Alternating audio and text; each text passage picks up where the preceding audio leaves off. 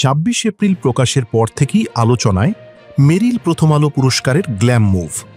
সামাজিক যোগাযোগ মাধ্যমের বিভিন্ন প্ল্যাটফর্মে দ্রুত ছড়িয়ে পড়া ছোট ছোট ভিডিওগুলো আগ্রহ নিয়ে দেখছেন নেটিজেনরা, জানাচ্ছেন প্রতিক্রিয়া। বিশেষ করে তারকাদের উপস্থিতি, পোশাক ও উপস্থাপন নিয়ে জমে উঠেছে আলাপ আলোচনা। বিশ্বের বড় বড় আয়োজন যেমন অস্কার, মেট গালা, প্যারিস ও লন্ডন ফ্যাশন উইক কিংবা কান চলচ্চিত্র উৎসবে তারকাদের উপস্থিতিকে নান্দনিকভাবে তুলে ধরার নানা আয়োজন থাকে। তারই একটি সাম্প্রতিক ধারা গ্ল্যাম মুভ।